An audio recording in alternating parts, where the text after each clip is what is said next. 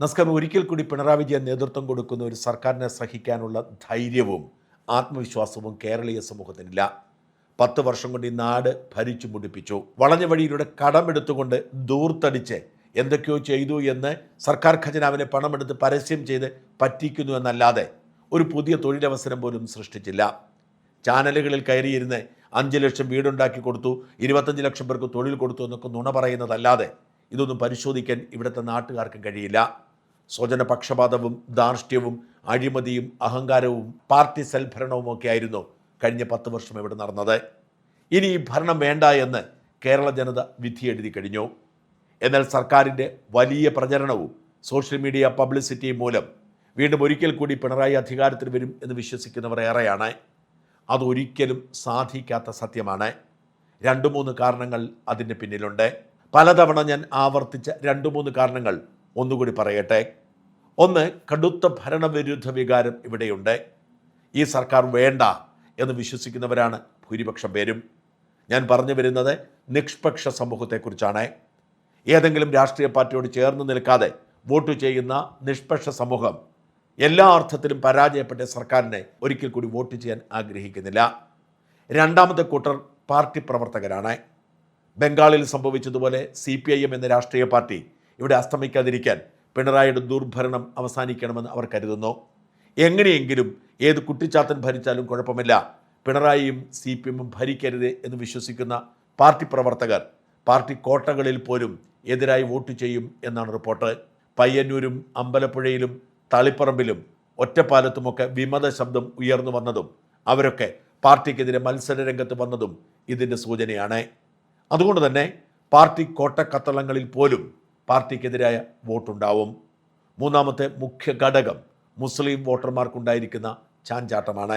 ക്രൈസ്തവ ഹൈന്ദവ വോട്ടുകൾ വിഭജിച്ചു പോകാറുണ്ടെങ്കിലും മുസ്ലിം വോട്ടുകൾ പൊതുവെ ഒറ്റ പാറ്റേണിൽ വോട്ട് ചെയ്യുന്നവരാണ്. കഴിഞ്ഞ 2 തവണയും അവർ വോട്ട് ചെയ്തത് പിണറായിക്കായിരുന്നു. കാരണം മോദിയെയും സംഘപരിവാറിനെയും നേരിടാൻ കേരളത്തിൽ കരുത്ത് പിണറായിയുടെ CPMനാണെന്ന് അവർ കരുതിപ്പോയി.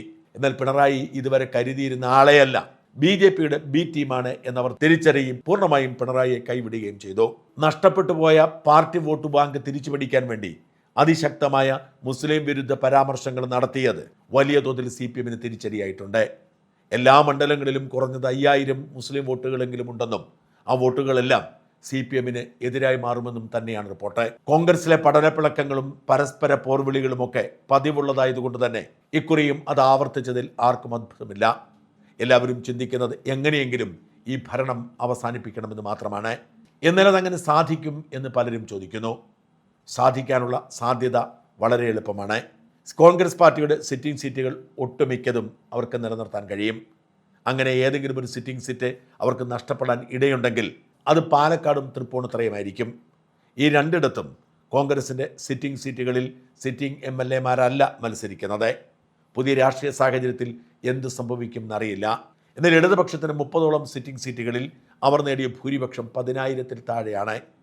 ഈ സീറ്റുകളിൽ 5000 വോട്ടിൻ്റെ ചാഞ്ചാട്ടമുണ്ടായാൽ പോലും ഇടതുമുന്നണിക്ക് പരാജയമുണ്ടാവും, UDFന് വിജയമുണ്ടാവും. കടുത്ത ഭരണവിരുദ്ധ വികാരവും വ്രണപ്പെട്ട മുസ്ലിം വികാരവും വലിയ തോതിൽ ഈ ഭൂരിപക്ഷം കുറഞ്ഞ മണ്ഡലങ്ങളെ നഷ്ടപ്പെടുത്താൻ കാരണമാകും. 2021 പിണറായി തരംഗമായിരുന്നപ്പോൾ പോലും 10,000 വോട്ടോളം ഭൂരിപക്ഷം നേടാൻ കഴിയാത്ത 30 മണ്ഡലങ്ങളിലും 5000 അധിക വോട്ട് നേടിയാൽ UDFൻ്റെ വിജയം ഉറപ്പാണ്. ഇതുകൂടാതെയാണ് അമ്പലപ്പുഴ പോലെയുള്ള CPM കോട്ടകൾ അട്ടിമറിച്ച് UDF അധികാരം നേടാൻ ശ്രമിക്കുന്നത്. മാത്രമല്ല ഇക്കുറി BJPക്ക് വലിയ മുന്നേറ്റമുണ്ടാവുമെന്ന് റിപ്പോർട്ടുണ്ട്. 4 സീറ്റിനും 7 സീറ്റിനുമിടയിൽ BJP നേടിയേക്കും എന്നാണ് പൊതുവായുള്ള വിലയിരുത്തൽ. ഇതിൽ പാലക്കാട് ഒഴികെ എല്ലാ സീറ്റുകളും CPMൻ്റെ സിറ്റിംഗ് സീറ്റുകളാണ്. ഈ പശ്ചാത്തലത്തിലാണ് ഇടതുമുന്നണിക്ക് ഒരിക്കൽ കൂടി അധികാരത്തിലെത്താൻ കഴിയില്ല എന്ന് വിലയിരുത്തപ്പെടുന്നത്. ഒരു സിദ്ദിഖ് മേൽമുറി ഈ 30 സീറ്റുകൾ ലിസ്റ്റ് ചെയ്ത് പുറത്തിട്ടിട്ടുണ്ട്. അതിലൊരെണ്ണം തെറ്റാണെന്ന് എൻ്റെ പരിശോധനയിൽ കണ്ടെത്തിയ വൈക്കമാണ്. വൈക്കത്ത് 8201 വോട്ടിൻ്റെ ഭൂരിപക്ഷം മാത്രമെന്നാണ് പറഞ്ഞത്. തെറ്റാണ്. ഏതാണ്ട് 30,000-ഓളം വോട്ടിന് ഭൂരിപക്ഷത്തിലാണ് വൈക്കത്തെ CK ആശ ജയിച്ചത്. 30 ലിസ്റ്റിലെ പലതും ഞാൻ പരിശോധിച്ച് നോക്കി, ഇത് കൃത്യമാണ്. എന്നാൽ എല്ലാം പരിശോധിച്ച് നോക്കിയില്ല. ഇതൊക്കെ കൃത്യമായിരിക്കുമെന്ന് വിശ്വസിച്ചാണ് ഞാൻ ഈ വീഡിയോ ചെയ്യുന്നത്. ഇത് UDF 10,000 വോട്ടിൽ താഴെ ഭൂരിപക്ഷത്തിൽ ജയിച്ച മണ്ഡലങ്ങളുടെ ലിസ്റ്റാണ്.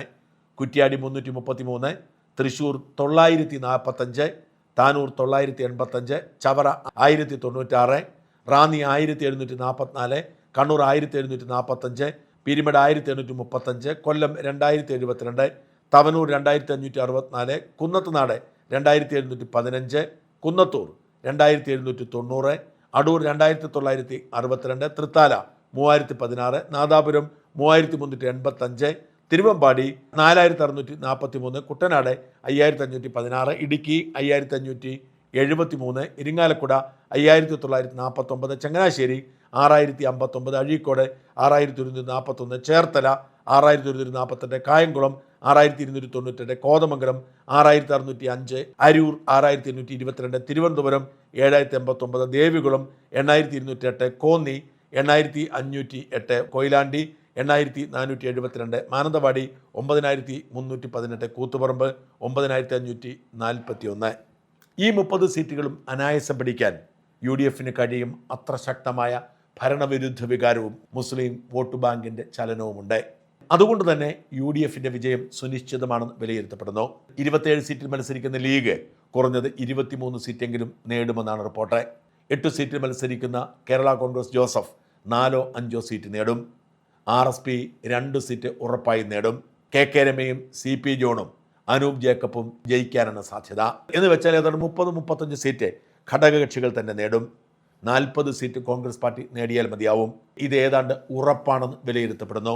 ഈ കണക്കുകൂട്ടലിലാണ് പറയുന്നത് UDF വിജയം ഉറപ്പാണെന്ന്.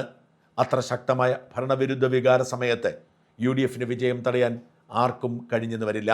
എങ്ങനെയെങ്കിലും പിണറായിയുടെ ഭരണം അവസാനിപ്പിക്കാൻ ആഗ്രഹിക്കുന്നവർക്ക് കൂടുതലായി എങ്ങനെ പിണറായിക്ക് വേണ്ടി വോട്ട് ചെയ്യാൻ കഴിയും? ഈ സിദ്ദിഖിൻ്റെ പോസ്റ്റിനടിയിൽ ഒരു രാജേഷ് അനന്തൻ ഇങ്ങനെ പോസ്റ്റ് ഇട്ടു. ഇതുപോലെ UDF ജയിച്ച മണ്ഡലങ്ങൾ: മഞ്ചേശ്വരം 745, പേരാവൂർ 3172, കൽപ്പറ്റ 5420, വടകര 7491, പെരിന്തൽമണ്ണ 38, ചാലക്കുടി 1057, പെരുമ്പാവൂർ 2899, തൃപ്പൂണിത്തുറ 992, കടുത്തുരുത്തി 4256, കുണ്ടറ 4523, മൂവാറ്റുപുഴ 6161, മണ്ണാർക്കാട് 5870, മങ്കട 6246. അദ്ദേഹം പറയുന്നു ഇതുപോലെ തിരിച്ചും സംഭവിക്കുമെന്ന്. എന്നാൽ അങ്ങനെ സംഭവിക്കില്ല. കാരണം ഇത് ശക്തമായി പിണറായി തരംഗകാലത്തുണ്ടായതാണ്. ആ കാലത്ത് ഇത്രയധികം വോട്ടുകൾക്ക് UDF ജയിച്ചെങ്കിൽ അതൊക്കെ 2-3 ഇരട്ടിയായി വർദ്ധിപ്പിക്കുകയുള്ളൂ. തിരിച്ചു പിടിക്കണമെങ്കിൽ അത്രമാത്രം മോശം MLA ആയിരുന്നിരിക്കണം ഇവരിൽ ആരെങ്കിലും. അങ്ങനെ ഒരു റിപ്പോർട്ട് ആരെക്കുറിച്ചും ഒരിടത്തുമില്ല. അതുകൊണ്ട് തന്നെ UDF ഭരണം പിടിക്കുമോ എന്ന് ആശങ്കപ്പെടുന്നവർ ഈ കണക്കൊന്ന് സൂക്ഷിച്ച് കേൾക്കുന്നത് നല്ലതായിരിക്കും.